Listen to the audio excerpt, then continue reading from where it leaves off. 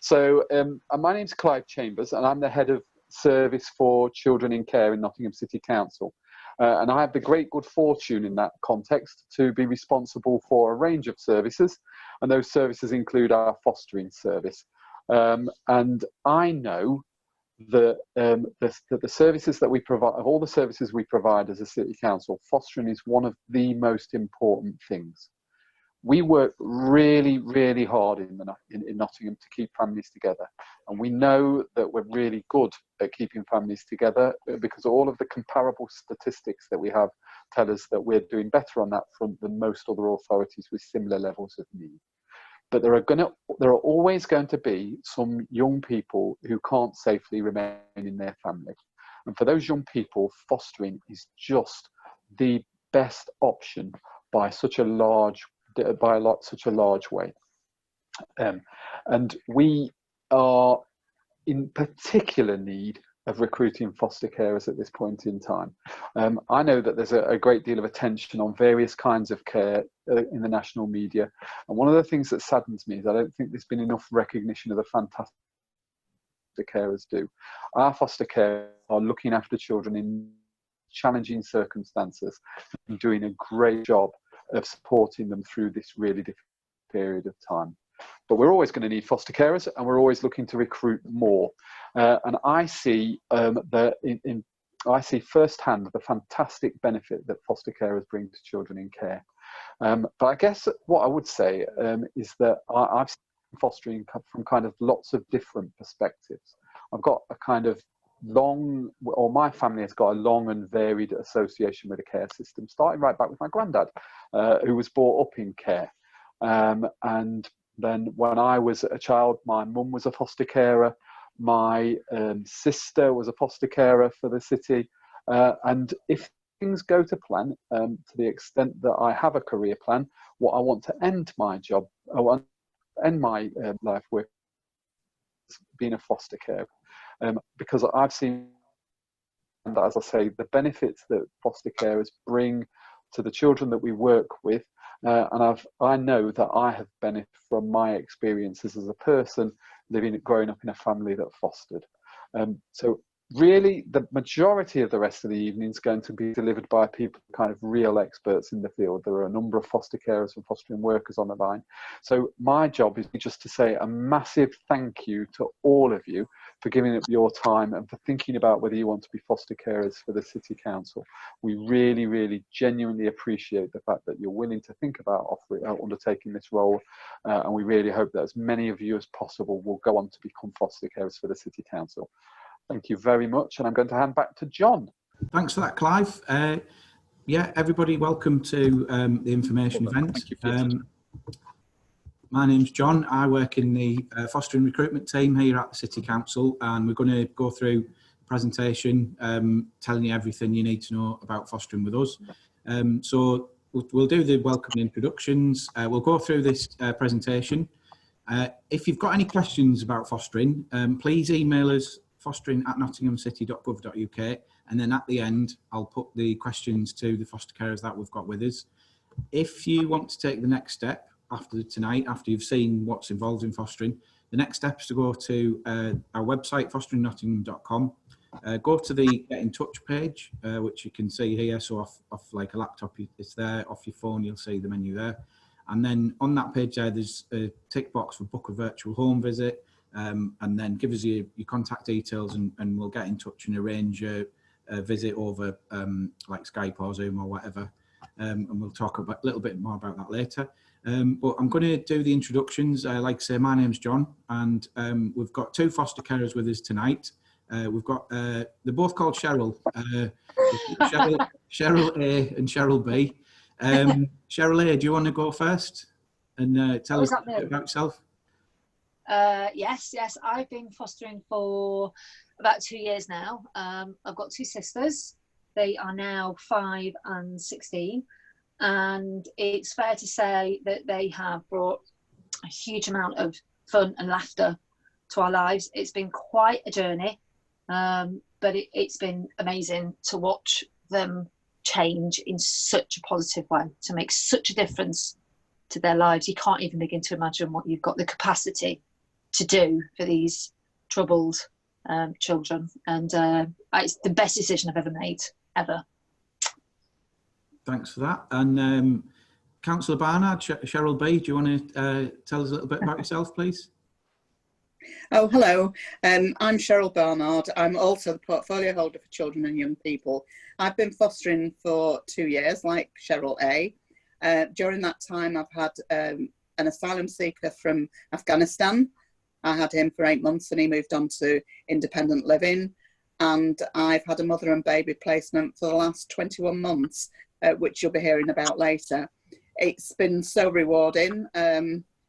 I came into this quite late because I had a very busy job. I always had at the back of my mind that I'd like to foster again. I fostered quite a number of years ago in another part of the country. And recently I've had some feedback from one of the girls that I fostered, who's still part of our family, but she said it made such a difference in her life.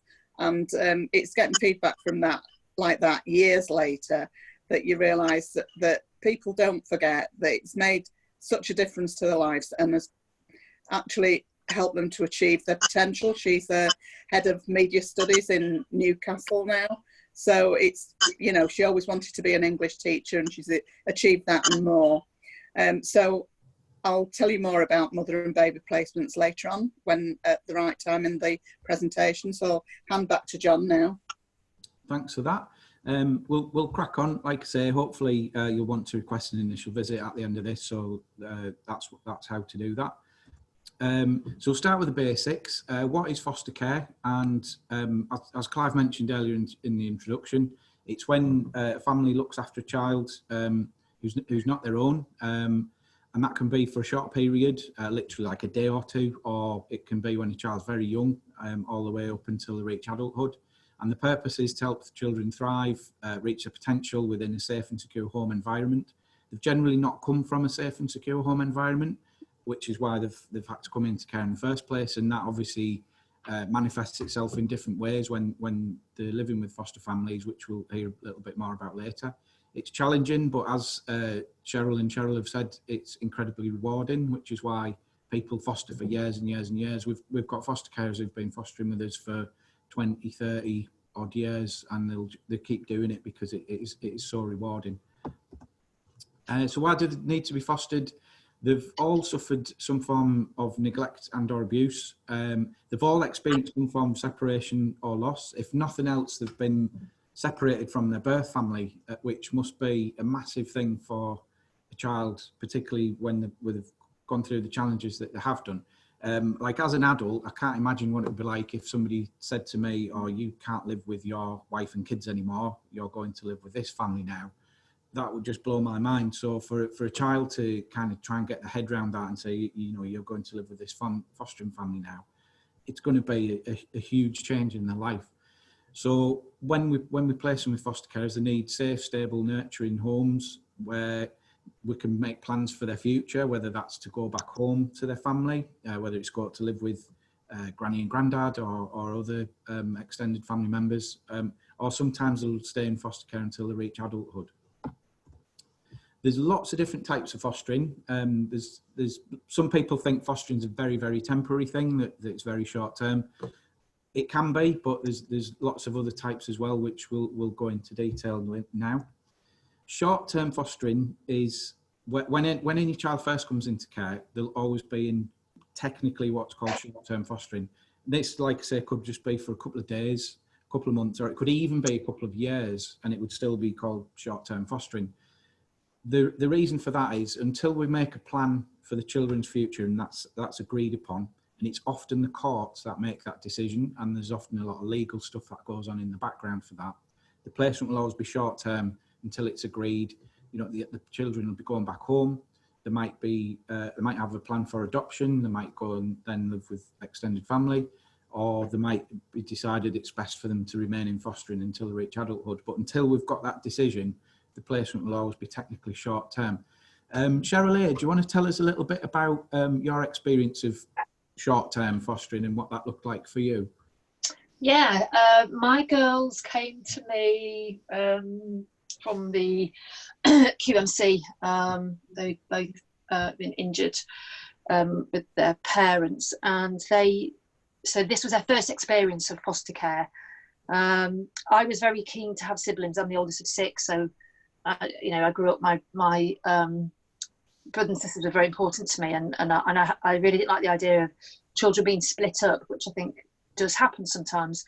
So they came to me basically because they were a toddler and a teen, and I was very willing and happy to have them. So they came to me short term, not really knowing what the future would hold.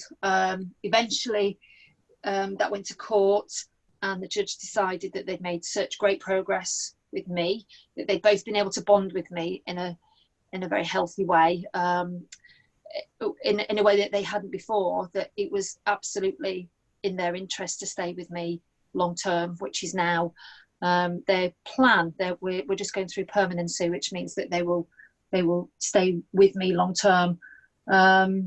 And it's been quite a journey. That Nottingham City Council knew very little about them when they came to me, because they had just kind of gone under the radar. So I had to help piece the jigsaw puzzle together, and that took quite some time. So a lot of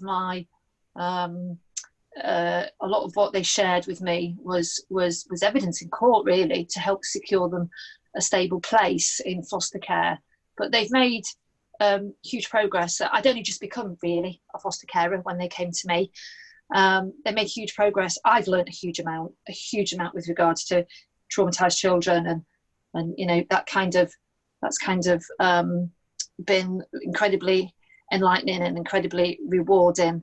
And they're very settled. It's still a journey, but they've made huge progress with their education, with their personal social development, and they're part of the family. They very much are. Brilliant. Thanks for that.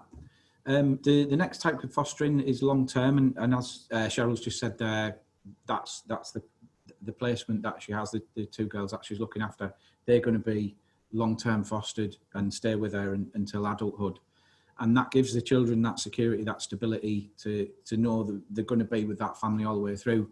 I remember a couple of years ago there was a young lad who's been in care a while, and he'd had a couple of different fostering placements, and he sort of moved around and stuff, and he was mad on cars. He was absolutely obsessed with cars and driving, and when he was about 11, 12, the family that he was placed with, it became permanent, and he was so pleased. And the first thing he said was, "This is where I'm going to be living when I take my driving lessons."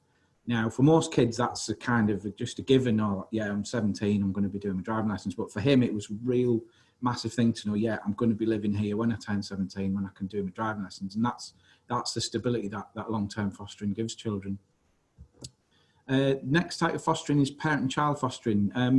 Councillor Barnard, do you want to describe a little bit about your experience of parent and child fostering, please? Yes, so our second placement with Nottingham City Council was parent and child fostering. We got a young mum and her baby, saw them at the hospital when the baby was a day old, and went and picked them up the next day. The mum had not had a very good upbringing herself. She'd been neglected as a child and hadn't really had role model. She hadn't had a good home. She'd not had clean clothes, a clean home, the right food to eat. She didn't know how to cook or anything like that. She'd been in an abusive relationship. Well, she still was in an abusive relationship. So she came to us while they both had parenting assessments to see if they had the skills to actually look after a baby themselves. The father failed his assessment, and the mother had to choose whether to break that relationship and or whether to give up the baby, and she chose to keep the baby and stay with us. And she's needed a lot of nurturing. She didn't know what babies needed. She didn't know how to cook, how to clean, how to look after a child, and we've seen her absolutely blossom and flourish. She's a really good mum, and she does everything for the baby. We give her advice and guidance, and we've seen that bond form between her and the baby, and seeing what a loving mum she's become, and how she's picked up on the skills that she didn't have a role model for, but seeing us at home and seeing how our relationship works actually gives her a guide for the future. And it's been really, really rewarding seeing that baby grow as well, and seeing him, you know, grow up with, you know, a mother that loves him and cares for him and knows what he needs when he cries, and is able to take on that role of mother.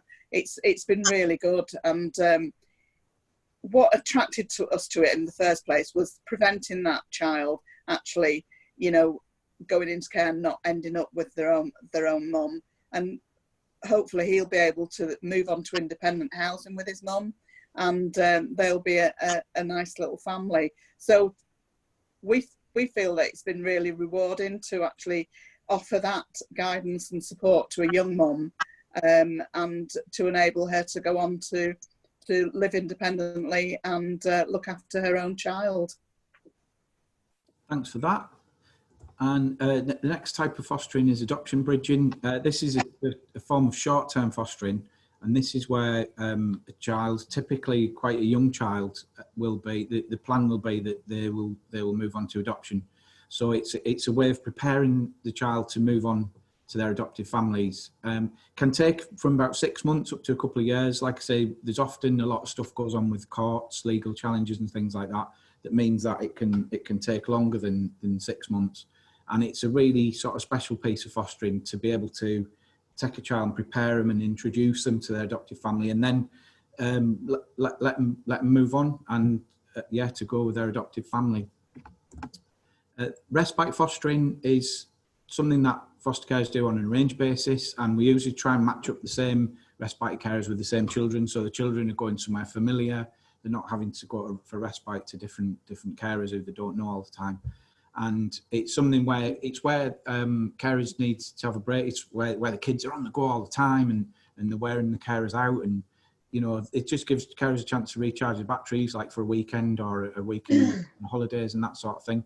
We're lucky at the moment in that we've got quite a lot of respite carers who do respite for other carers. What we really need is more carers who can look after children with additional needs and quite challenging behaviours. So the ones who, if you have them for a weekend, you know you've had them for a weekend, because they'll really keep you on your toes. So if you think that's kind of fostering for you, then obviously let us know.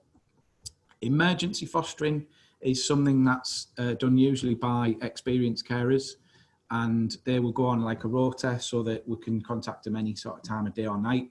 And it's usually early hours of the morning, often with police involvement, with, you know, we'll get a call from QMC or whatever, but we go through the list, say, right, who's available to look after these children. Sometimes it's only for a day or two, but Cheryl A, like you said, the placement originally came to you as an emergency placement, and that has turned into ultimately a long-term placement. Absolutely, yeah. I mean, as I say, they were in the QMC and they really needed to go into foster care, but you were struggling to find somebody that would take a toddler and a teen. And I thought originally I was just going to take teenagers, because that was like the closest match to my daughters, who at the time was 17 and 20. But it just kind of broke my heart, really, to think of them being split up. You know, they'd just been through this horrendous experience and probably only had each other. So I was actually about to go away to St. Ives for 2 weeks with my two biological girls. So I had a chat with them. They were a bit concerned about a toddler. They'd not experienced toddlers for a long time. But I managed to persuade them. And we just literally whizzing around TK Maxx and Sainsbury's buying clothes because they had nothing other than what they were wearing. And 3 days later, took them off to St. Ives for 2 weeks. They'd never seen the sea before. They'd never been on holiday. We've actually been back 4 times since 2 years. But yeah, it was. We didn't really know what the future would hold. We didn't know how long they were going to be with us for, but that's fine. You know, it's just kind of, they grew with us for sure. Brilliant, thanks for that. So, as I say, it's usually the carers will only stay with you for a day or two, But in Cheryl's case, because Cheryl was happy to keep looking after them and the kids are happy there, that placement is evolved and it's gone into a long-term placement. 16 plus fostering is where that's for, it's a good match for carers who are working, and because they tend to be a bit more independent at college, in education or apprenticeship, that sort of thing, and they tend to, like I say, they can get themselves around, they don't need to sort of take it to school and that sort of thing. And it's the last chance you get to put the young people on the right path before they move on to live independently. It's the last sort of stepping stone before they move on to teaching those skills like, you know, cooking, cleaning, budgeting, that kind of thing. So it's a really, really important type of fostering. So if you're working and you're thinking that might be a good way of doing it, please get in touch. Lastly, we've got short breaks, and this is for looking after children with disabilities. And it's usually for a couple of days at a time, and either in the carer's home or more commonly at the purpose-built bungalow that we have. And that's for where the kids go and the carers go, and that's where they're looked after, like I say, usually for a couple of nights at a time. So there's lots of different things involved in fostering. The first one, school runs. It's really important that kids get to school on time and are picked up on time. Very often they've not been in school very much. They've been getting to school late. They've been struggling waiting to get picked up sometimes. So it's really important either you or someone in your support network can take them to school reliably and bring them back, and just to give them that consistency that they might not have had before.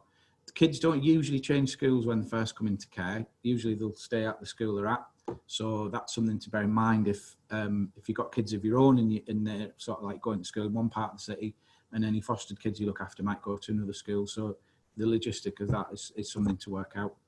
Family contact. Do you want to tell us a little bit about family contact, Cheryl, and what your experience of that's been? Yeah, sure. So my girls for the first 12 months had weekly contact with Dad at a contact centre, Gardner Street Contact Centre.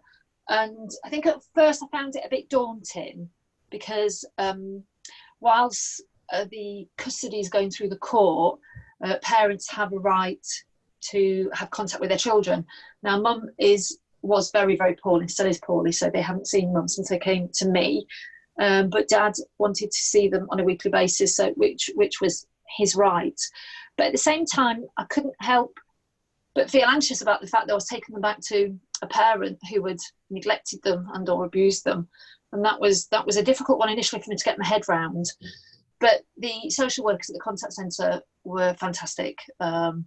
I didn't have to see Dad if I didn't want to, but I felt it was in my interest to at least be able to smile at him and say hello for the girls' sake, so that they could see that kind of positive communication going on between us.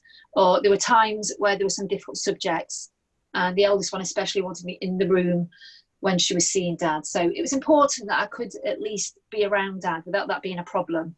The social workers are fantastic. It is a little bit daunting to start off with. You know, there's buzzers on every door and every corridor for safety reasons should parents get irate. But I never saw anything like that at all, ever. And you know, there was toys in the room. It was just once a week, and it was difficult initially because the girls would be upset after contact. It was really hard for them to understand, you know, it was this kind of conflict. They knew that they very much want to be with me. They very much feel safe, and they've got stability and security, and I show them a lot of love. But at the same time, it's their dad, and there's always going to be, you know, there is that connection, and you've got to try and help them navigate the way through that, help them with their feelings. So, you know, inevitably for I'd say the first few months there'd be sort of some tears after contact, but you know, I got a lot of support from CAMS in how to respond to them and help them through that. The contact's now 4 times a year. That's what the judge decided at court. I work with the girls to keep up communication with Mum through the post with packages and parcels. And my little one just refused to acknowledge she had a mum. She just would not. She just thought it was a ridiculous idea that she had a mum. And now she's at a point where it's really important for her. I've been on training courses to help her with what's called life story work, and it's really important that she has a age appropriate narrative that I can give her. So she now does talk about mum, not very often, but she does, and she will make cards for her and will post a little present through the post. So that certainly feels a more positive experience. The elder one has had contact with dad over the phone in lockdown. That's what works for her. She couldn't cope with the idea of seeing dad on FaceTime in her home, her safe place. So we do that over the phone, and that works. I also have regular weekly contact with family in another country on mum's side, and we have such a laugh. On Sunday, I was chatting with family, and we ended up showing each other how fit we were by doing star jumps and all sorts of daft things. But that made the girls laugh, and that makes them feel safe, and it's a safe environment in which they can connect with a family when they have some difficult memories. So you learn how to cope. You learn how to support your children through it, and it takes time, and it's a journey. But you do learn a lot, and it's about the kids. I'm really pleased with the way contact has, where we're at with contact, with where we are when they first came. Really pleased with it. Great, thanks for that. Have you ever felt when you've taken them to physical contact in contact centres, have you ever felt that you were at risk at all? Or? No, never. I mean, dad could, a couple of times, he would get a bit emotional, a bit argumentative with. It's usually the child's social worker that gets in the neck. It's usually the child's social worker that gets blamed for things, and they accept that. Unfortunately, it's part of the job. But no, dad was never felt. I felt for the girls if they were struggling emotionally, but I never ever felt as though I was in danger, or I just never felt uncomfortable at all. Great, thanks for that. Yeah, like I said, everybody's risk assessed, and we never put foster carers in any risky situations. The contact centre is facilitated by the contact workers, so there's no risk at all. Okay, next screen. Oops. Meetings. Councillor Barnard, do you want to tell us a little bit about the meetings that you have as part of the fostering task?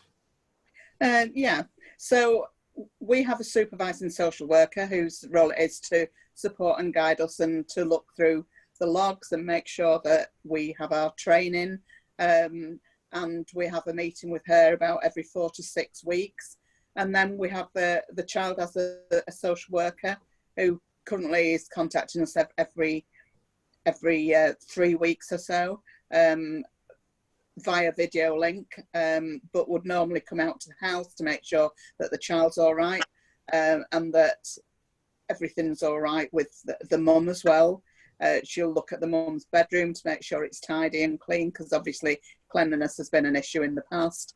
And with older children, they talk to the children and check that they're all right and they're happy, etc. So it's a question of making sure that the placement's going all right, setting any future plans in place, and making sure that actions take place, and just monitoring everything, the progress, and making sure that everything's going smoothly. So if we've got any concerns about our, the fostering that we're doing, we take that to our social worker, and if we've got specific concerns about the child, we'd also take it to the child's social worker. We also go to, we have regular reviews with the independent reviewing officer to make sure that everything's on track. They make sure that there's no drift in the child's plan, and that everything's going smoothly, and checking on progress. When we had an older child, we'd have meetings at the school to do the education plan, and we'd also have to take the child to have their looked after child medicals as well, to make sure that everything was okay with their health. And also, obviously, with the younger child, we're taking him for immunisation and to the doctor and dentist and things like that. Brilliant, thanks for that. So it's on average, you're talking like 1 or 2 meetings a week, something like that? Not even that usually. At the beginning, there are the meetings more frequently, and you have to have a review within a certain number of days. But once it settles into a pattern, the reviews are every 6 months, and then you're seeing one of the social workers, usually between 4 and 6 weeks. Brilliant, thanks for that. Training, Cheryl A, do you want to tell us a little bit about your experience of training? Yeah, I really enjoyed the training. I have to say, when life gets busy and you know that you're kind of aware that some training's coming up, sometimes you just think, oh, what a pain. But every time I go, I always find myself thinking, oh, I'm really glad I come. I've made some really good friends. I think foster care friends are really important because they understand this funny world that you live in. They understand what you might be going through, and it's so helpful to be able to share with each other, or ask for advice, because you can't go sharing your children's circumstances with your family and friends. You've got to protect that sort of information. I think family and friends can need to know some things if they're coming into your home and when you're having regular contact with them. It's a need to know basis. But yeah, I made some really good friends at training. I've done some fantastic training. I think the best one was about attachments, which I did with CAMS, and that was a 10-week training course. And my girls were really struggling emotionally, and I was just wanted to respond to them the best way possible, but I felt a bit lost at times. And I attended the attachment training, and once I learned all about healthy and unhealthy attachments. So they have an unhealthy attachment with me, which is a bit misleading in that because of their experiences with their parents and the trauma and the abuse and the neglect, they have struggled with their attachment with me. They adore me and I adore them, and we love each other very much. But the younger one was delayed with her development because she'd been neglected. So her, how she communicated with me was difficult for her at times. The elder one is an avoidant, so she tends to keep everything bottled up. So CAMS taught me how to respond to them when they're upset. I use something called PACE, which has just been amazing. When I found out what their attachment styles were and how I could help them, I just felt like crying with relief, really, and just really, really happy that I could give them the support that they really needed. So that was probably the best one. I think the other one was Life Story, which is looking at giving them age-appropriate narratives, which you add to over time, so they can process their experiences, accept that some of their experiences, as difficult as they are, it's really, really important that they learn to accept them and build on that over time. And even I remember one course which was bookkeeping. I thought, oh, this sounds really boring, but I need to do it. And it wasn't. It was all about the logs and the importance of the wording, and because your logs can get used in court as evidence.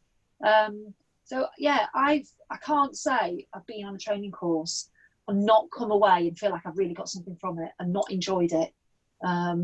I think the training is excellent, I really do. Brilliant, thank you for that. As you can see there, a really wide range of subjects and lots of different aspects of fostering.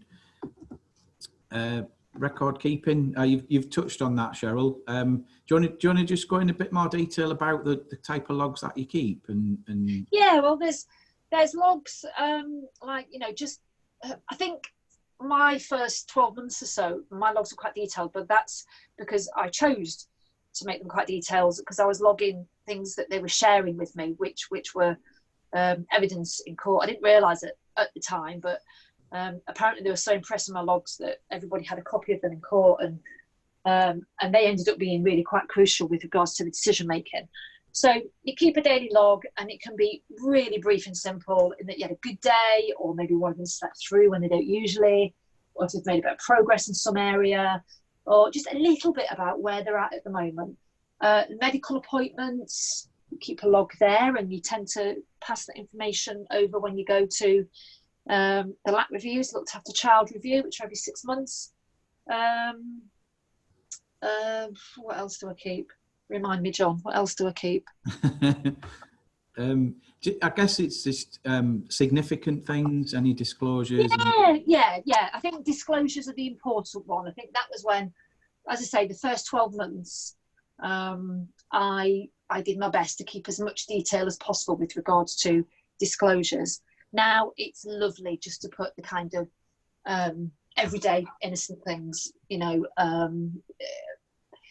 milestones, because I'd like them to look back and read them, assuming they've got access to them, or get a flavour of them, and just see milestones that they've reached, all the things that every average child should be aware of. Great, thanks for that. And you're not expected to be able to write essays. It's just no. You can if you're going through a quiet time, if they're fairly happy and settled, something as simple as good day today, no problems, went to the park, slept through. Can be as simple as that. Brilliant, thanks for that. Having fun. Councillor Barnard, do you want to tell us a little bit about the sort of firsts and things that you shared with the kids that you've looked after? Oh, we've had some really good times. When we had our asylum seeker, he wanted to go to London, and we took him to London and we took him all round, and he wanted a picture everywhere. He had his traditional Afghan dress on, and it was really nice. He's got pictures of himself outside Buckingham Palace, just at all the normal sites you would go to. And in actual fact, it was a day when England were playing in the World Cup, so we ended up watching it at a pub in Camden Town, and he really had a great day, and it was nice for him to have all the photographs to look back on. And even when after he'd left us, he emailed and asked could I send him a certain picture which he'd lost. But certainly with our baby now, it's been lots of firsts, because it's been the first tooth, the first rolling over, crawling, standing, walking, and then we took them on holiday as well. So it's been really nice to do those things that are really memorable, and also put pictures in their life story book so that he can look back on that and see what he's done and when he's done it, and pictures of him enjoying his first swim and things like that. So it's really good, and really being able to have fun. In the hot weather, we've had lots of water fights outside and splashing in the pool. He absolutely loves water and splashing, and however far you try to get from him, you usually get some water over you. Cheryl, you mentioned about the girls that you were looking after. They'd never been on holiday. No, they'd never seen the sea before, never been on holiday, never celebrated their birthdays, never celebrated Christmas. They'd had a real difficult time, and it was interesting. The eldest one, when we went to St. Ives for the first time, she said she admitted to sitting and watching me on the beach with my two biological daughters, and it being quite a significant moment for her, that realising that how she'd been parented. She said she realised at that moment on the beach that how she'd been parented was actually very wrong and very dysfunctional. We have had huge amounts of fun. My eldest loved being in the sea when we were in St. Ives for the first time. She was out on a board a lot. It wasn't until after we'd been away the third time to St. Ives that she confessed she can't swim. So don't assume that, she's never had any swimming lessons. That was quite a shock to find out after seeing her in the sea. We've had a huge amount of firsts with them and a huge amount of fun, and still do. Brilliant, thanks for that. And obviously, involve them, like you say, you take them on holiday. You took them on holiday with your biological daughters. They're involved in activities with the wider family. Absolutely. Treat them as you would as my own. Yeah, and a really good example of that was last year. The youngest one wanted to have, the year before last, she wanted to have a birthday party at home.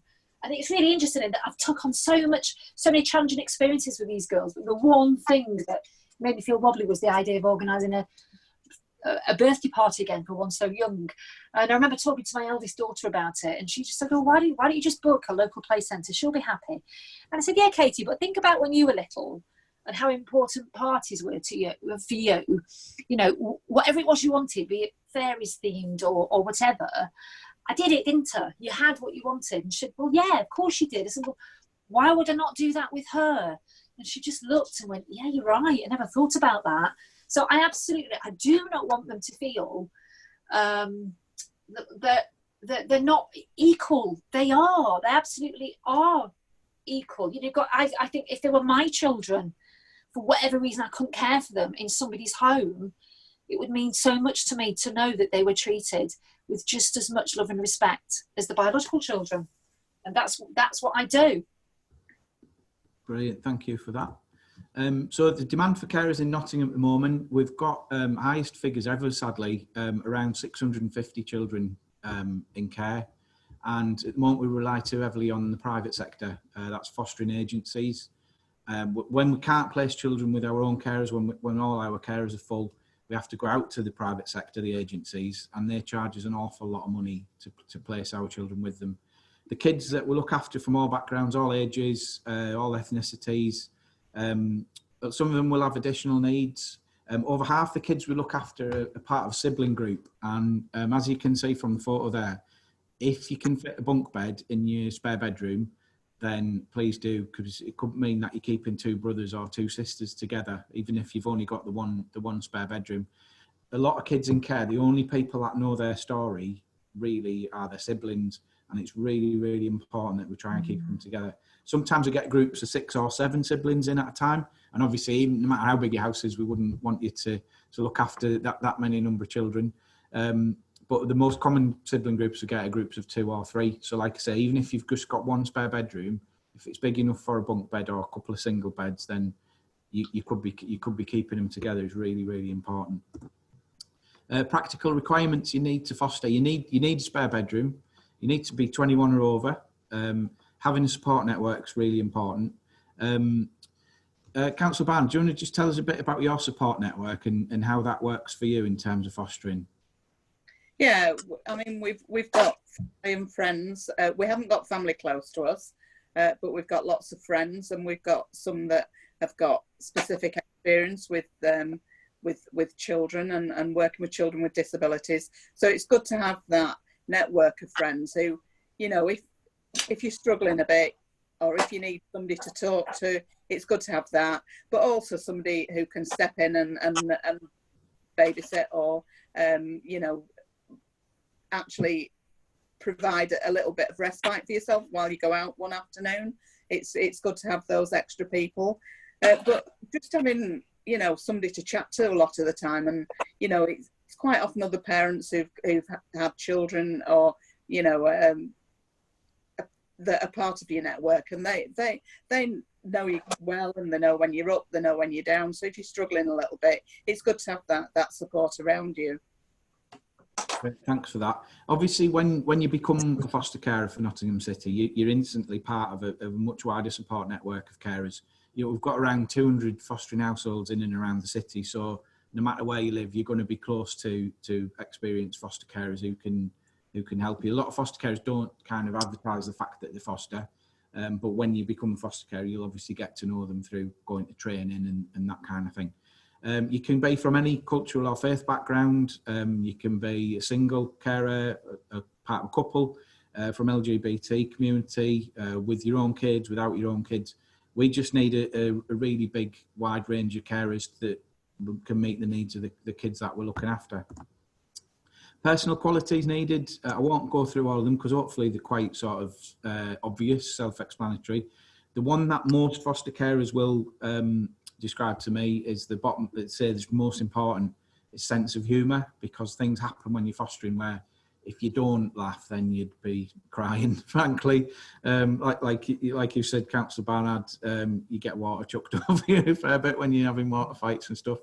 But being organised and practical is important. You need to be someone that's punctual, that can get kids to school on time, that gets to meetings on time, that kind of thing. Being adaptable, because very often plan A, plan B, plan C, plan D can go out the window. So you need to be able to think on your feet and make sure that you can adapt to changing circumstances. But the other things, you know, being kind and patient and everything else, everything you'd want from a foster carer, really. So who can't foster? If you don't have a spare bedroom yet, then we're not able to start assessing people. The spare room forms part of the assessment. So we always say, if you're waiting for, like, you know, building work to be done, or waiting for one of your kids to move out or something like that, then we need to have the spare room available before we can start the assessment. If you're under 21, then you'll need to wait until your 21st birthday. If you've got serious criminal history, and by that we mean any offences against children, or offences for things like domestic violence or other serious offences, that'll rule you out. If you've got minor stuff on your criminal record, that's from years ago and stuff, you know, stuff you did when you were young and daft, that's not going to rule you out. Health conditions, will rule you out if you've got significant health conditions, but for the vast majority of people, most people have a health condition of some sort. If it's managed with medication, then that's fine. The example we always use is epilepsy, and some people will have epilepsy and it's managed with medication.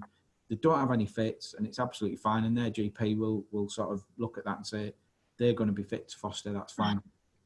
Somebody else might have epilepsy, they take medication for it, but they still may have fits now and then. And we've got to think, if we place a child with somebody in that situation, if they have a fit, is that child going to be safe? Are they going to be okay? Things like mobility are quite important. If you've got a younger child, for example, and you're walking along Parliament Street with them and they see someone at the other side of Parliament Street and they want to go and have a closer look at it, you've got to be able to make sure you can run after them and grab them before they step in front of a bus or something. Or if they want to run off and play hide and seek in John Lewis or something in Vic Centre, you need to be able to catch up with them and make sure they don't vanish. Lastly, people who don't like children and young people. It's a bit of a jokey thing, but we often get couples come to us where one of the couple really wants to foster, and the other person in the couple doesn't. It's just kind of going along with it to keep the partner happy. Everybody in the household needs to want to foster, otherwise it won't work, and that includes any kids you've got living at home as well. When it comes to matching, we always try and get what we call a best match for a child. So when we get a referral in saying this child needs a fostering home to go to, we look at who's got availability, and there's loads of criteria we try and match up to meet. So age of the child is one of them, the area of the city you live in, like cultural background. Pets is important because some kids absolutely love pets. Some kids are frightened of pets. So that's a consideration we make. Others in the home, like some children love being part of a really busy household with lots of other kids in and out. Some kids need to be the only child in that house because they need all that attention from the carers. We share everything we know about the child with you. We don't hold anything back, you know, positive and negative. We just say, you know, this is everything we know. Do you think this is a good match? Are you going to be able to look after them? And you're never ever forced to take a child. We always say, you know, this is everything we know about the child. Do you think it's a good match? If so, then we can place. If not, we'll go down to the next available household on the list. Cheryl, do you want to just tell us a bit about the sort of matching criteria that you had originally, and it sort of changed a bit, I suppose, hasn't it? Yeah, originally, as I said, I wanted teenagers because I thought they best match the ages of my daughters. But then I got a phone call asking if I'd take the girls in. As I say, they were a toddler and a teen, and I think my priorities changed. It was more about keeping siblings together. You know, I'm the oldest of 6, and as a family we've been through a fair bit, and I think my brothers and sisters we just helped each other through those colourful experiences. So my priorities changed, and I've joked in the past it's a bit like having a birth plan. Kind of don't bother really, because you don't really know how you're going to feel about it until the time comes. But I didn't think for 1 minute that I would have enjoyed a 3-year-old, she's now 5, a 3-year-old as much as I have done. I thought my days of Calpol and birthday parties were over, but I've very much embraced this little girl, and yeah, I would have any age now. I really would. I realise now there's so many children out there, regardless of age, that just are desperate for stability and security and love, and I can't then say, well, I'm sorry, it's not. For me, I can't say, no, I'm sorry, it's not the age that I'd like. I just think it, any age. Brilliant, thanks for that. So why foster for us? One of the things we always do is always aim to place children with our own carers first. We know you pretty well. We know we've assessed you, we've trained you, we supervise you. We want to, so when we do that matching process, we know who we're placing where. When we have to go out to the agencies, when we don't have enough of our own carers, we'll get sort of effectively like a CV back of, you know, this is the fostering household, and we don't know them, so we're placing the children then in sort of blind way, really hoping that the carers are as good as the agency tell us. So we always want to place kids with our own carers, because they'll be in and around the city as well. With agency carers, they could be in Derby or Leicester or Sheffield or anywhere, and that's not great for the kids to be put in another city, like far away from anything that's familiar with them, as well as having a sort of really long school run and that sort of thing. We've got really strong links between the children's social worker and the fostering social workers. Sometimes agency social workers have like different ideas about how things are done, and the child gets sort of stuck in the middle of that, and that's not good for anybody really. On the support side, we've got a 24/7 phone line, so any time of day or night, any problem you've got, you can call that, and that is staffed by someone who's got access to all your records, all the children's records, and a list of protocols for anything, any situation, and you know what to do if this happens, what to do if that happens. So you've always got that backup. You've got obviously your own dedicated social worker, that fostering social worker that looks after you and visits you regularly. You get paid respite as well with us. There's lots of local care groups around the city. Some of them are quite big, with like a therapeutic focus and that sort of thing. Some of them are quite informal, just meet up of, you know, 3 or 4 fostering households, go for a coffee now and then, and that kind of thing. You've also got buddy carers. Councillor Barnard, do you want to just tell us about being a buddy carer and what that involves? Yeah, it's supporting another foster carer. So when you sign up as a foster carer, when you get a buddy carer, and so you've got somebody you can ask, you know, is this normal? You know, or just check things out with and get a bit of advice along the way. And then, you know, you buddy up yourselves as well with carers. You find carers that you've got a common interest in. When I had the asylum seeker, he had a friend who was also in foster care, and we actually buddied up. So that was really useful, because during Ramadan he could go back for meals there to break the fast, etc. And he was within, you know, people of his own faith. So it was quite useful having that, because we could, you know, I could check out what we needed to buy him for Eid and things like that. So it's really useful having a buddy carer, because it's somebody who does the same things that you do and can offer a helpful advice and hints when you need it. It's really, really good. Brilliant, thanks for that. Cheryl, you're a buddy carer, aren't you? Yeah, I've been supporting a lady since January. She lives in Leicester, and I was supporting her as she was going to panel because she was quite anxious about it. She's single and works, and had a few kind of anxieties. She's now got her first placement, and it's this young lady's first time in care. It's a bit bumpy at the moment. The young lady in question is having all sorts of difficulties, so I'm literally texting daily to see how the foster carer is and see how the young lady is, and to give her some advice and just keep her grounded, really. It's you know, I think you go into it really wanting to make a difference and wanting to prove that you can make a difference, but I think sometimes it's hard to say that you find something overwhelming or that you're struggling, especially when you've been to panel to kind of prove yourself. You're still in that mindset of, I can do this, I want to show you I can do it. So I think it's really important to be able to speak to another foster carer that can say, yeah, that's perfectly normal. Yeah, I'm sure you are tired. I'm sure you are fed up. How about trying this, or how about trying that? Or be kind to yourself, because you're not kind to yourself, it's going to be hard to be kind to this troubled child. So yeah, I'm still, as I say, we're in June now, and I've been supporting, I've been with since January. and it's really nice. I really enjoy it, and we've kind of built up this relationship via text. Hopefully it's been helpful to her. Brilliant, thanks for that. We also have a newsletter that goes out on a regular basis, just keeping you updated about the service and the wilder world of fostering and that kind of thing. We have family days, such as things at Christmas, you know, pantomime, that sort of thing, or sometimes in summer we'll do like picnics in Woollerton Park and these kinds of things where foster carers can get together with other foster carers and all their kids and everything. It's really, really nice. The celebration events. Councillor Barnard, do you want to just tell us about the Big It Up events and what's involved in that? Yeah, we have celebration events for children that have achieved things through the year, and you find if you look at all the children that they've all achieved something. So we have one for younger children, one for older children, and one for care leavers.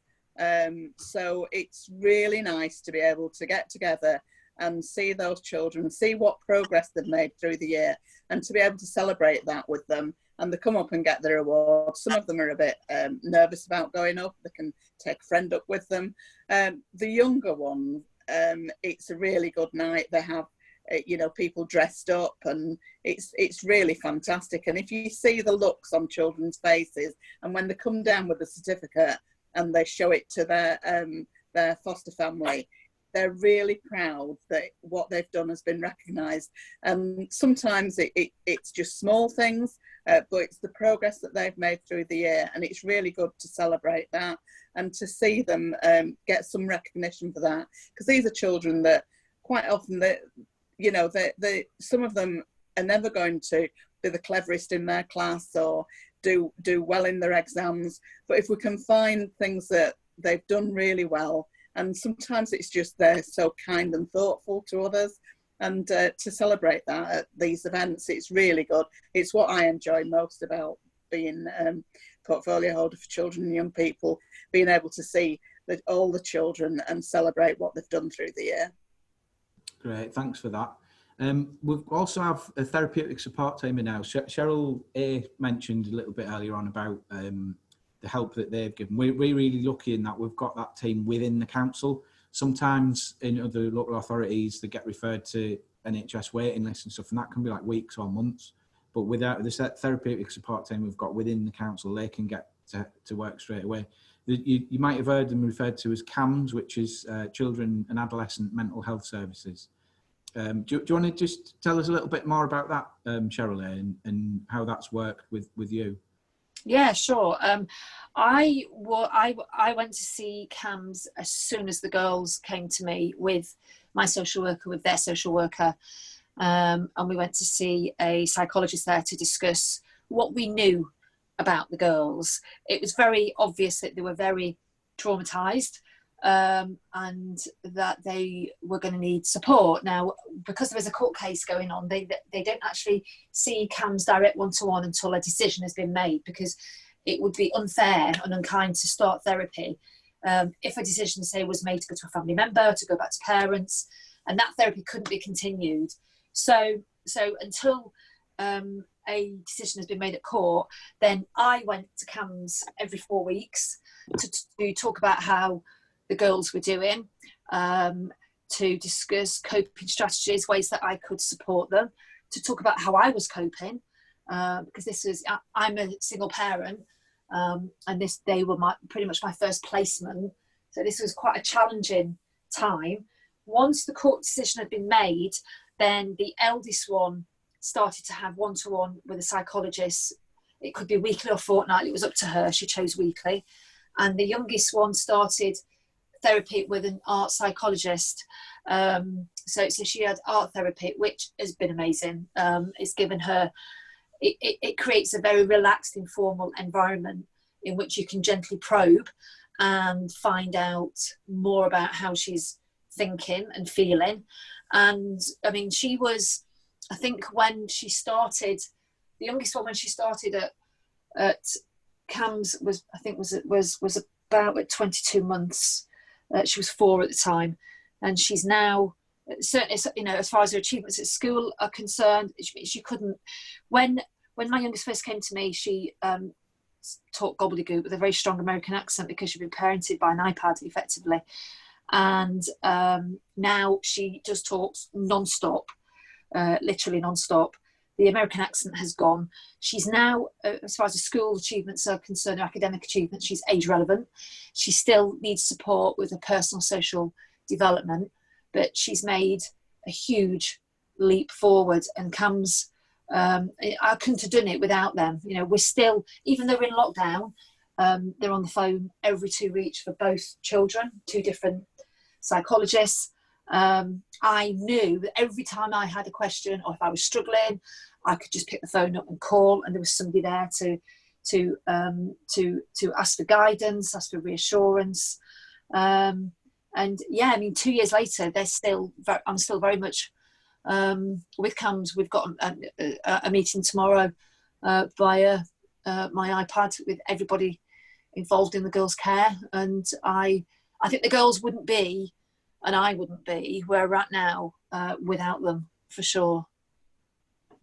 Great, thanks for that. So that's a little bit about the therapeutic support team. We have obviously ongoing training and development that we've mentioned earlier. We pay pretty good, generous financial allowances for fostering. Obviously, we'd never say that fostering is a job with a wage. It's a role, and you get paid an allowance for the children you're looking after when you've got them, when you're looking after them. Fostering agencies, you might see adverts for where they'll have like a headline figure of, you know, you get paid £400 a week or something like that per child. We don't pay 400 quid a week. It might be sort of, you know, 250 quid a week or 300 quid a week, depending on the age of the child and your experience and that sort of thing. What the fostering agencies don't say is that you're expected to pay for everything out of the allowance that they pay you, whereas we will pay you the allowance, but we also pay expenses on top, particularly mileage, which adds up if you're doing school runs, trips to contact, that sort of thing.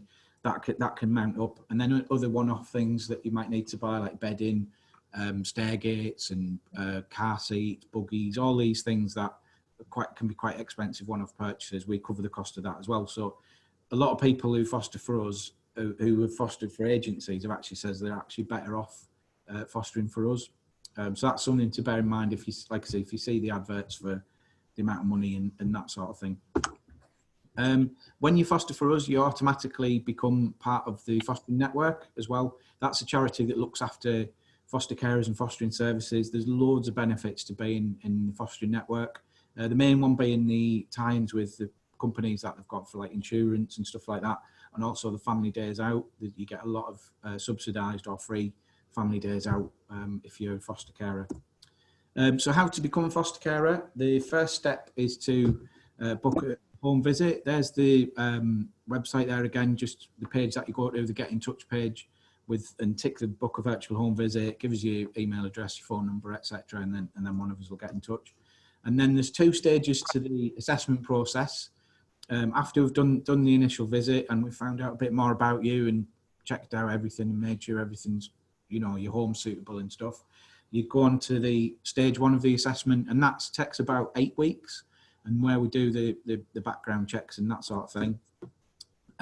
We do go quite in depth about what we ask about you. We get loads and loads of information. We're basically placing the most vulnerable kids in the city with strangers. So we need to know everything about you, everything about your background, your history, make sure you're suitable, you're safe, and that you're going to be robust enough to look after kids. So we'll do the usual DBS for like criminal records. We'll speak to your employer. If you've got kids at school, we'll speak to the schools, make sure that they don't think that it's going to impact on your kids. If you've ever lived overseas, we'd get an overseas check. You've been in the armed forces, would make sure that there's, you know, if you've been on service or whatever, you've got nothing untoward in your past. If you've been a childminder, then we go to Ofsted. Ex-partner references, this is something that sometimes people get a bit worried about, because obviously you're an ex for a reason. But this is just purely from a safeguarding point of view, where we'll approach an ex-partner and say, this person's thinking of fostering, can you see a problem with that from a safeguarding point of view? If there's been a relationship with an ex-partner that had like domestic violence in it, we won't sort of approach them. You know, we've got a lot of people where they don't want their ex to know even what city they live in now or what area they live in, whatever. So if you are worried about that, then do let us know, because what we do then is get a third party reference, i.e. someone that's known you through that relationship who can verify, yeah, it was a relationship that had domestic violence in it. So we don't have to speak to the ex-partner. But if you've got any worries about that, just speak to us. You have a medical with your GP as well, just to make sure that you're fit to foster as part of the stage 1 checks. We'll do financial assessment as well, to check your income and what your bills are and that sort of thing, to make sure you can afford to foster. What we don't want to do is put anybody under any pressure financially. If you're packing your job or something to foster full time, want to make sure that you're not going to be reliant purely on fostering income. Or an example we use is like if your boiler packs in the middle of winter, are you going to be able to afford to fix it quickly and easily? Because the last thing we want is a child being in a cold house with no hot water and that sort of thing. So it's all the basic checks just to make sure everything's spot on. When everything comes back, we go on to stage 2 of the assessment, and this is where your assessing social worker will visit you, usually once a week for about 10 weeks, find out everything about everybody in the home, basically life story of everybody in the home from your birth. So, your experience of being parented, school, work, relationships, if you've had kids of your own, what that's been like, if you've worked with kids, if that's relevant. All that goes into a really in-depth case study called a Form F, and that's what gets taken to fostering panel. Councillor Barnard, do you want to talk a little bit about your fostering assessment and how that was for you? Yeah, it's a bit of a daunting process because you have to go right back to your childhood. I think my husband found it more difficult to deal with than myself because he had a very poor childhood. There was a lot of domestic violence and he doesn't like talking about it particularly.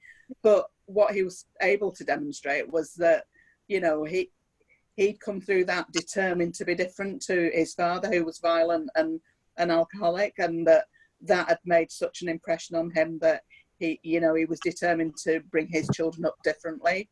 And so we had to do a chronology of everywhere we'd lived, everywhere we'd worked and stuff like that, which for some people is quite difficult if they've been students and lived at lots of different places. And for us it was fairly easy, though we'd come to Nottingham and we'd sort of moved and rented a few times because we had a property elsewhere, so there was a bit more to that than usual. But it was good. There was an assessing social worker that kept in touch with us and did that chronology and did all our background checks, and talked to our children, our ex-partners and things like that. So yeah, it was, and then did a report that we could see first and correct any errors in it, and then that was the report that went to panel. Brilliant, thank you for that. So talking of panel, fostering panel is it's an independent panel that's made up of people that have got a sort of a background or an interest in fostering. So on panel, you've usually got a foster carer, somebody who's been fostered, you've got medical representation, legal representation, there's usually a counsellor sits on panel as well, and they will scrutinise every application that we send that we want to foster. They want us to have lots of really good foster carers, and they will scrutinise it so that everybody we put forward, they will scrutinise to say, yeah, these people will be good foster carers. We don't take people to fostering panel if we don't think they're up to it. It's like the last step of going on to be approved. So it's a lot of people think, oh, it's like a really scary interview with lots of people sat around and that sort of thing, which it isn't. It's generally your assessing social worker will do most of the talking. There'll be a couple of questions that you'll need to answer. Basically, the fostering panel, they'll have read your Form F, so they'll know a lot about you already. They just want to meet you, see how you are in person, like I say, ask a couple of questions, and then, like I say, we don't take people to fostering panel unless we think that they're good enough. So 9 times out of 10, it's just a straightforward unanimous recommendation. And then the formality after the panel recommendation is to go to the ADM, which is the job title of the agency decision maker, and they sort of undersign the application to say, yeah, you're now on the register of foster carers, and that's when the phone will ring. Cheryl A, do you want to tell us about your sort of first time you were approached? Your phone does ring straight away. It does. I had a young lady for a week. I don't even think I'd got the bedroom ready. And I remember saying, well, can you just give me 24 hours so I could paint the bedroom and put a bed in? So she came and she was really struggling being in foster care. I think I was her 5th carer, and eventually the decision was reached that she wasn't really quite ready to commit to it. And then I thought, oh, okay, I'll have a break for a couple of weeks. So I did have a break for a week, and then my 2 girls came to stay, and that was just over 2 years ago. So yeah, there really are a lot of children desperate for carers. There really are. You don't. I mean, I've been on training courses with other carers that have been with agencies, and my personal opinion, I don't agree with agencies. I think there shouldn't be profit and abuse. I think it's awful. But what was interesting is, so for example, on the attachment training with CAMS, which was a 10-week course, there was somebody there that was with an agency. She had 1 child for 1 weekend. That was it. She was desperate to take a child in. Whereas I can honestly say with Nottingham City Council, if you are enthusiastic, you just do not wait. You do not sit and wait. You just don't. There will always be children for you to make a difference to their lives. But that's not what I've seen with agencies. They seem to be sat waiting for the phone to ring, but that's not the case with the council at all. Great, thanks for that. So we've come to the end now. Councillor Barnard, do you have anything that you would say to somebody who's sat watching this now, who's, you know, when you were in their shoes a couple of years ago and you're thinking of fostering, what would you say to somebody that's thinking of becoming a foster carer? Yeah, I mean, if you're thinking about it, it means that, you know, you've taken the first step by coming tonight to this virtual meeting, and you know, you've heard a bit about our experiences. You've heard how rewarding it is. It's a chance to give these young people and children a chance to start rebuilding their lives. Quite often they're damaged, and you know, if you think of a wall that's had a few bricks knocked out of it, we're there to start putting those bricks together again and to start filling those gaps and making sure that that wall's stable again. So it's about building that young person up into, you know, and it can make such a difference to their future, and it can give them such stability and enable them to you know, to achieve what they can achieve. So I think if you're thinking about it, take the next step. If you feel it's right for you, take the next step. Arrange you know, to have a virtual home visit and talk a bit more about it. It'll give you a chance to talk one-to-one with somebody about what their expectations are, what your fears are, and to explore it a bit more and decide whether that's something you want to do. But I would recommend it. It's great fun. It's hard work at times. It's great fun, but you'll have lots and lots of laughs, and you'll have so many precious memories of those firsts with children and just the fun that you have with them. It's lovely, and it's lovely to see them develop into adults and come back and see you. It's such a rewarding thing to think that you made a difference in that child's life. Brilliant, thanks for that. I'm going to have a look and see what questions have been sent. So if there's any that are relevant to you, I'll ask you them. The first one that's come in is it's around fostering children who are a different religion to you. I'll come to you, Cheryl. Have you looked after children that of different religion or faith background? Or I have indeed. My 2 girls are not white British. That has been really fun. It's been fun. It's been interesting in learning about their culture, in learning about their faith. You know, the eldest one loves to cook for us food that is from her culture, and that's really good for her confidence, because she lacks confidence. And it's been a really good journey. It's been a really good journey to show that enthusiasm, show that interest to them, and show that I want to learn. And it's fine. It never occurs to me that they're not white British until somebody like yourself says something. It just does not occur to me at all. You know, they're just part of the family, and I've really enjoyed educating myself on their culture, very much so.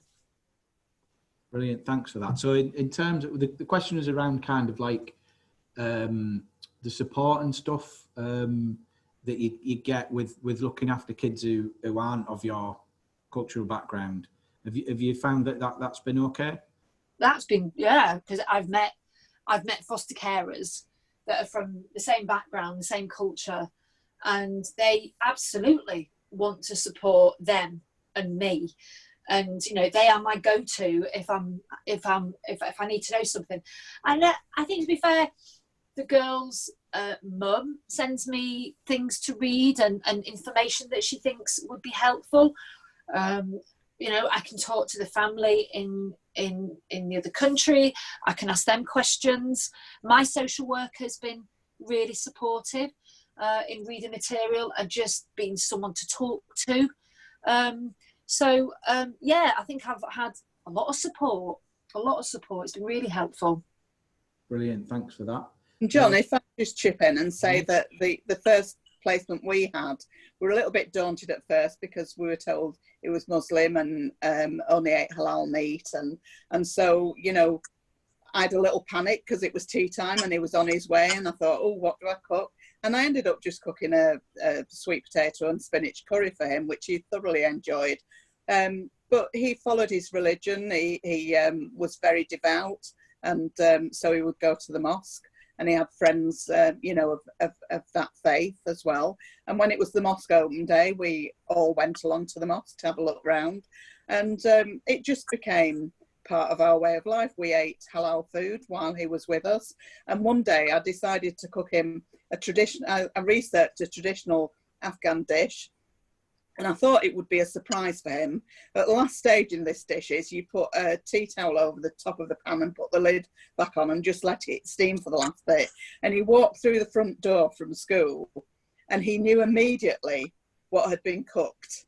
And he said straight away, oh, you've cooked such and such. And he was so pleased, and he said it was so nice. Yeah. And he came back to visit us after he'd left, and he said, that he'd not had a decent biryani since he'd left here, which was really a real compliment, I thought. Great. So, yeah, that's answered that question. The next one is around the age of birth children. Somebody who's thinking of fostering. You know, what's the best age for your own children to be when you foster? Now that I guess is quite open to, because every household's different, every setup's different. We've got carers where their birth children were very young when they started fostering. And then Cheryl A, how old were your birth daughters when you began fostering? They were 17 and 20. So I think the eldest, the 28-year-old wasn't too excited about the idea of a toddler coming to the house initially.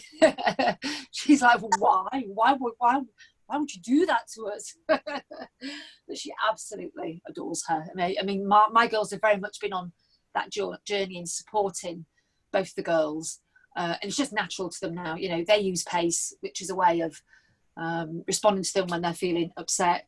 It's so yeah. Originally, I thought it was going to be teenagers. I know there's more teenagers than younger children, so I thought that would be most helpful.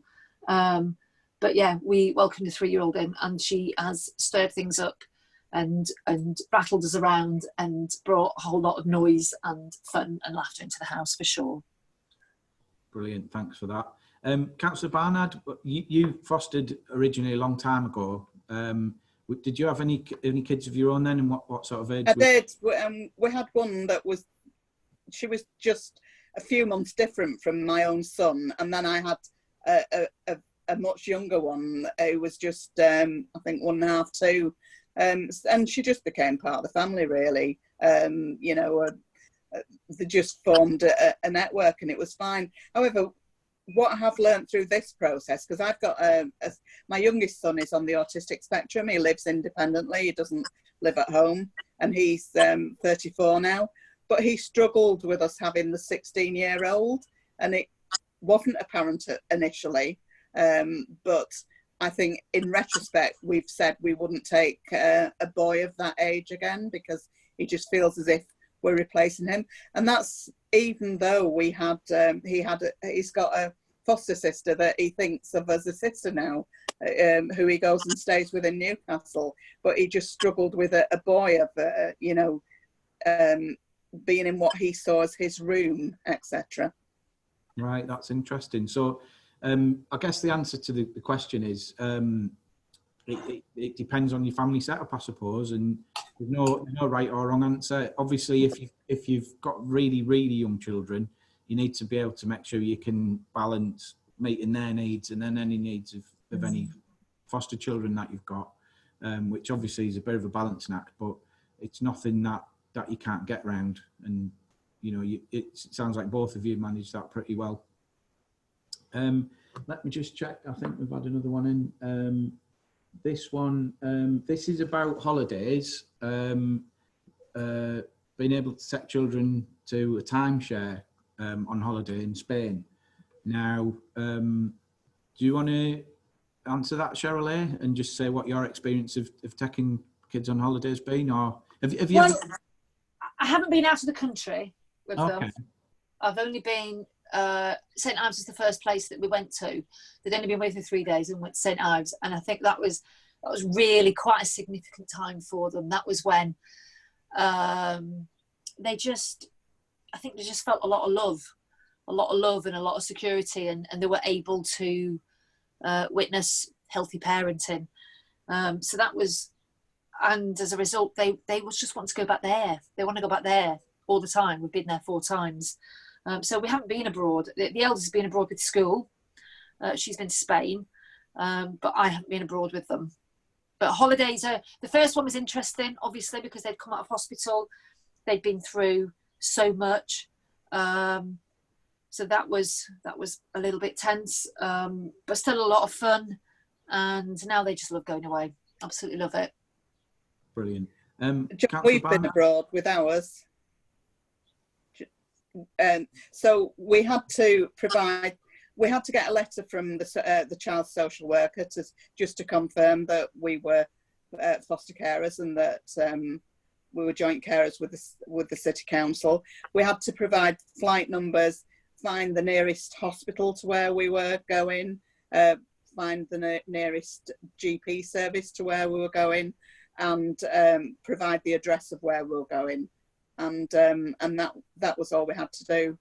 And we've been, I think, they came to Tenerife with us, and they've also been to Dublin, and my husband went with them to Dublin. Fantastic. So basically, we encourage you, foster carers, to take kids away with them, but as long as you do the common sense stuff, the health and safety stuff in cases of accidents and that kind of thing, it's absolutely doable. Oh yeah, I think it's really helpful. I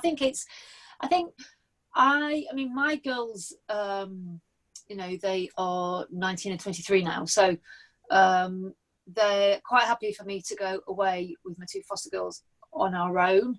It gives them a little bit of space, which I think is important, and it gives me a time to just give those 2 my kind of undivided attention, which I love to do and they love to receive.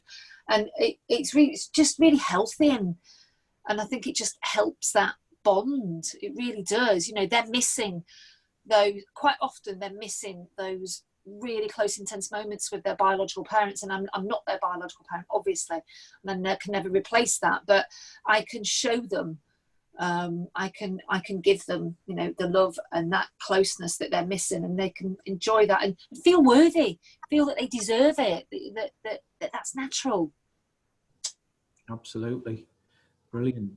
We've not got any more questions in now, so that's it really. I'll just go back to the next step is to going on the website, like I say, go and get in touch page and book in the virtual home visit, and then we'll get in touch and arrange to book that visit.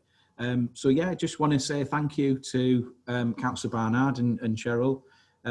Really appreciate your time speaking tonight, and yeah, that's it. So thanks for watching. Please get in touch, take the next step. You're not obliged to sign up to fostering straight away. It's just, you know, to find out a bit more, we find out a bit more about you, and go from there really. So yeah, that's it.